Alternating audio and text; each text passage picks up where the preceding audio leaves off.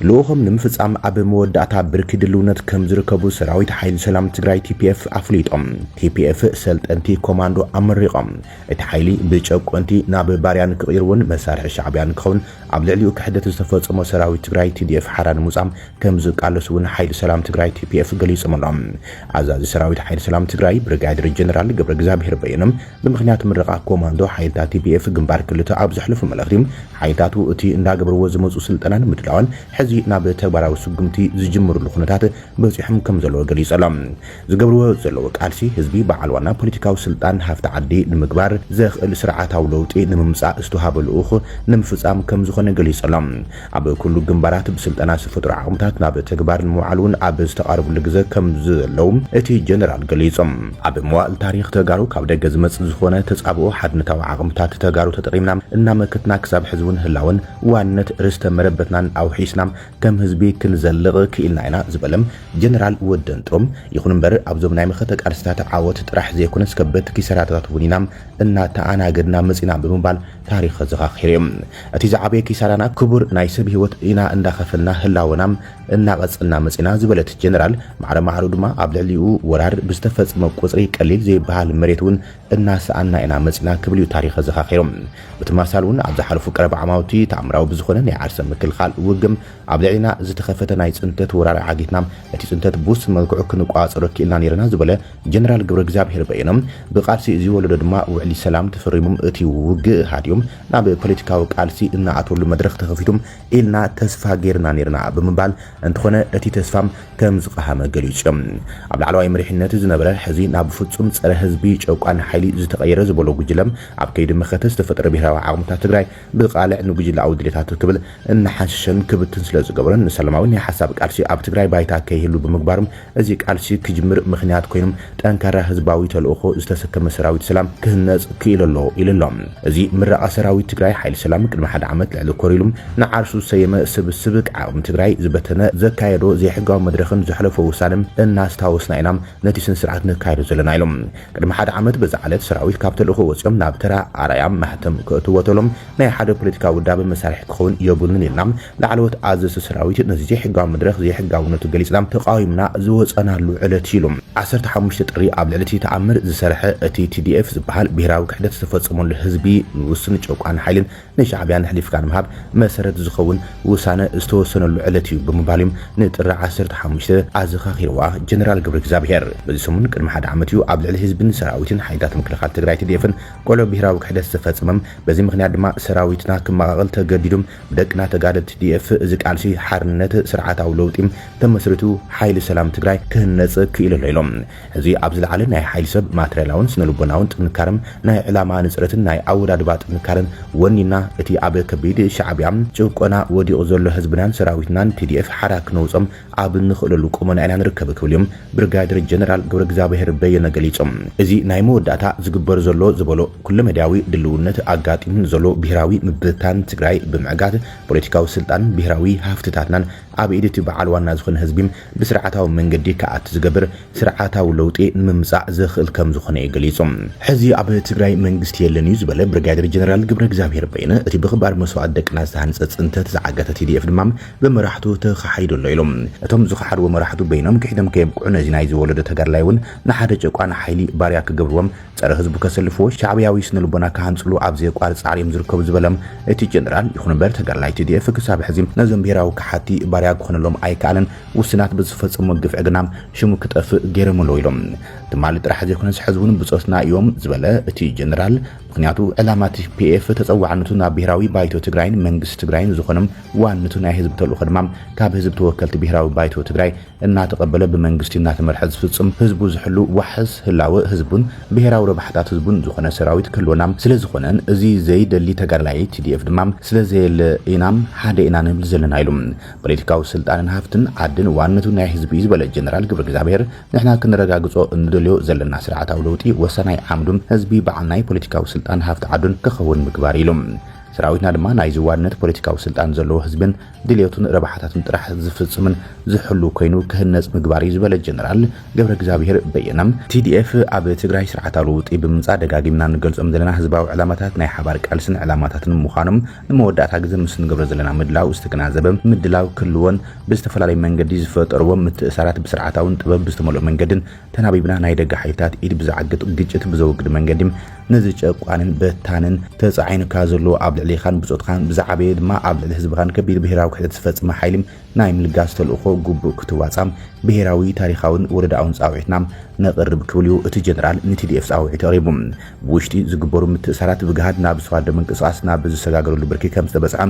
ብምርዳም ስነልቦናውን ኣካላውን ድልውነት ክህልዎምን ግጭትን ዕግርግርን ዘቕሪ ጥበብ ዝተመልኦ ናይ ደጋ ሓይልታት ኢድ ዝዓግት ብሄራዊ ክብርን ዘካይድ ናይ ቃልሲ ፀረ ጽንተት መኸተን ዘየመራስሕ ምንቅስቓስ ምግባር ዝዓብዮም ወለዳዊ ተልእኾ ከም ዘለካ ተረዲኻም ክትዳሎ ይግባእ ብምባልዮም ንTDF ጻውዒቱ ኣቕሪቡ ዘሎ ጀነራል ገብረ እግዚአብሔር ኣብቲ ግድን ዝመጽእ ስርዓታዊ ለውጢ ዝሳደድን ኣካል ፍጹም ከም ዘይህሉን ጥፍኣት ዘለዎ ገበነኛ ድማ ብሕጊ ክሕተት እምበር ትግራዋይ ኮይኑ ትግራዋይ ፍጹም ከሳዶ ኣይንፈቅድና ዝበለ ኮይኑ እዚ ናይ ምግባር ዕድል ዝረክብ ኣካል ክልል ዘፍቅር ኩነታት ከይህሉም ዘኽእል ስርዓታዊ ባይታ ከም ዝፍጠር ቃልሲ ህዝብን ዓድን ካብ ጥፍኣታት ሓይልታት ጽንተ ዘድሕንን ዓዲ ዓውደ ውግእ ከይትኸውን ዝገብር ምዃኖም ምርዳ ኣገዳሲ ምዃኑ ገሊጾም ኣብ ውሽጢ ዓዲ ዘሎ መንእሰይ እውን ወለዳዊ ግቡኡ ክዋጻም ብዝፈጥሮም ውዳበታት ኣቢሉ ናይ መወዳእታ ምድላው ክግበር ብሄራዊ ታሪኻዊ ወለዳዊ ጻውዒት ኣቕርብ ክብልዩ ጀነራል ገብረ እግዚአብሔር ገሊጾም ኣብ ትግራይ ስርዓታዊ ለውጢ ምምጻእ ዘይተርፍ ከም ዝኾነን ኩሎም ዝግበሩ ዘለው ምድላዋት ድማ ነዚ ማእኸል ዝገበሩ ከም ዝኾነ ገሊጹ ዘሎ ኣብ ትግራይ ድማ ብህዝቢ ዝተመረጸ ሕጋውን ሉዓላውን መንግስቲ ትግራይ ብምጥያሽ ረብሓታት ህዝቢ ትግራይ ንምሕላው ከም ዝኾነ እዩ ገሊጹ ዘሎ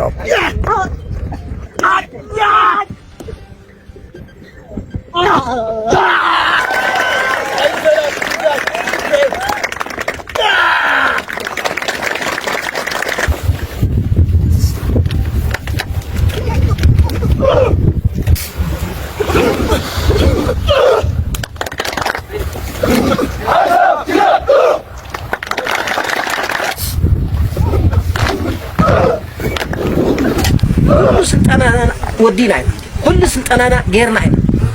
عقمنا ون دقيق زخونه عقمي غيرنا كاب حزن نيو لوخ مقبال طرح يترفو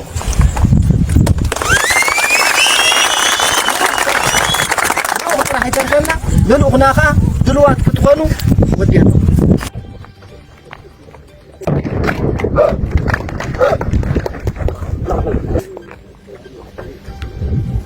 أمريكا ካብ ውድብ ጥዕና ዓለም ብወግዒ ወጻላ أمريكا ነቲ ካብ ውድብ ጥዕና ዓለም ክትለቅም ምዃና ቅድሚ ሓደ ዓመት ዝሃበቶ መጠንቀቕታ መሰረት ብምግባር ብወግዒ ኣባልነታ ሲሒባ ትራምፕ ንኻልኣይ ግዜ ስልጣን ኣብ ዝሓዘሉ መዓልቲ ካብ ዝገበሮም ፕሬዚደንታዊ ውሳነታት ሓደ ካብ ውድብ ጥዕና ዓለም ምስሓብ ነይሩ ግብራዊ ስጉምቲ ድማ ወሲድሎም በዚ መሰረት ድሕሪ ውሳነ ሰንደቕ ዓላማ ኣሜሪካ ኣብ ጀኔቫ ስዊዘርላንድ ካብ ዝርከብ ዋና ቤት ጽሕፈት ውድብ ጥዕና ዓለም ከም ዝወረደት ማዕኸን ዜና ሮይተርስ ጸብጺቦም ክፍሊታት ጉዳያት ጥዕናን ወጻኢን ኣሜሪካ ዘውጽዎም ክፍሊታት ጉዳያት ጥዕናን ወጻኢን ኣሜሪካ ዘውጽዎ ሓበራዊ መግለጺ እቲ ሃገር ምስ ውድብ ጥዕና ዓለም ድሕሪ ሕዚም ዝህልዋ ዝምድና ዝተወሰነን መስርሕ ምውጻእ ንምዛም ኣብ ዘድሊ ጉዳያት ዘዝህበ ጥራሕ ምዃኑ ነጻጺሮም ሓደ ላዕለዋይ በዓል ስልጣን ጥዕና ኣሜሪካ ኣብ ትካል ከም ተዓዛቢ ክንሳተፍ ወይ ድማ ዳግማይ ክንጽንበር ዝኾነ መደብ የብልናን ኢሎም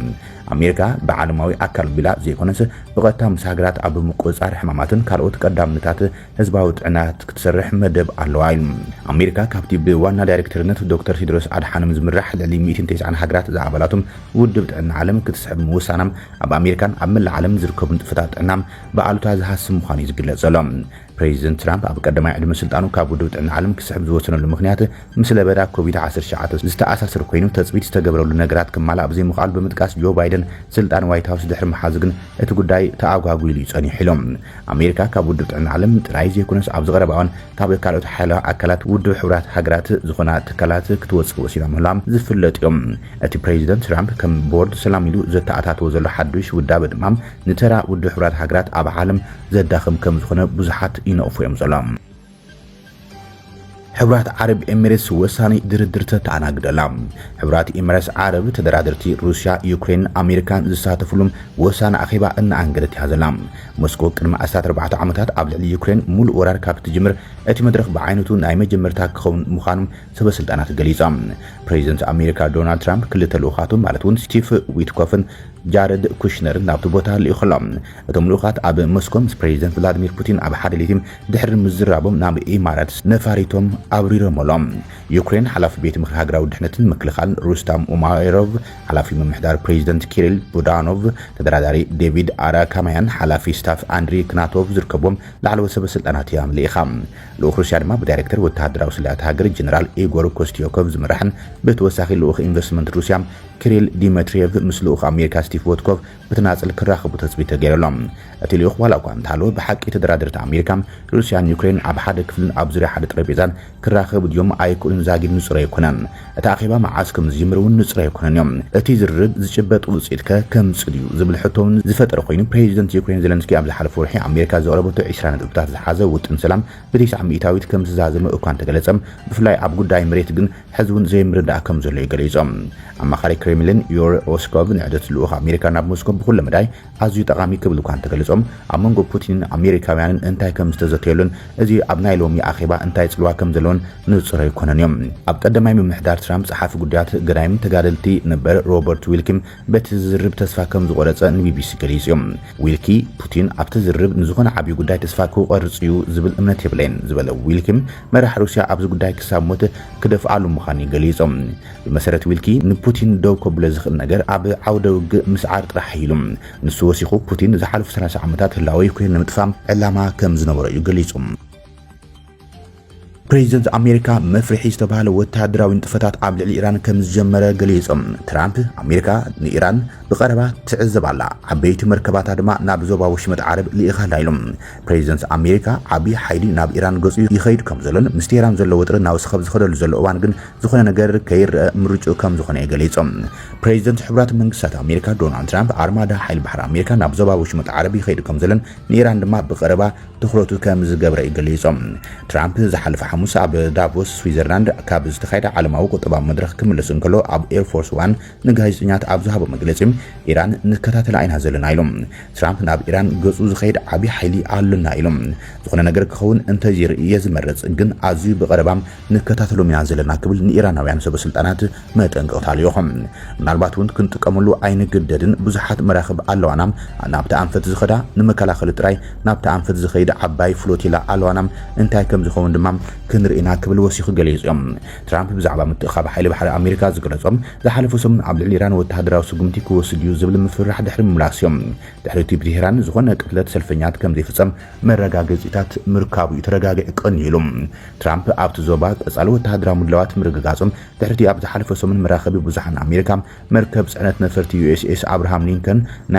ናይ መጥቃዕቲ ጉጅለ መራኸብን ካብቲ ኣብ ባሕሪ ደቡብ ቻይና ዝካየድ ዝነበረ ምልዋጥ ናብ ማእኸላይ ምብራቕ ክቕይራ ከም ዝተኣዛም ድሕሪ ምግላጽን እዮም ትራምፕ ዝሓለፈ ሐሙስ ኣብ ዝሃበ መግለጺ ኣቀዲሙ ኣብ ልዕሊ ቴህራን ሓይሊ ክጥቀም ምዃኑ ዘፈራርሖ ምፍራሕ ሰበስልጣን ኢራን ልዕሊ 800 ሰልፈኛት ካብ ምቕታል ደው ከም ዘበሎም ደጊሙ ብምግላጽ ምስ መሪሕነት ሃገር ንምዝራብ ክፍቱ ምዃኑ ገሊጾም ኣብ መወዳእታ ወርሒ ታሕሳስ ኣብ ዝጀመረን መንግስታዊ ማዕኸናት ዜና ኢራን 2427 ሲቪላትን ኣባላት ሓይልታት ጸጥታን ዝርከቦም 3117 ሰባት ከም ዝሞቱም ዝገለጻም ሰፊሕ ጸረ መንግስቲ ተቃውሞ ዝተሳተፉ ሰባት ንምቕታል ዝሓሰቡ ሰበስልጣን ኢራን ነጺጎም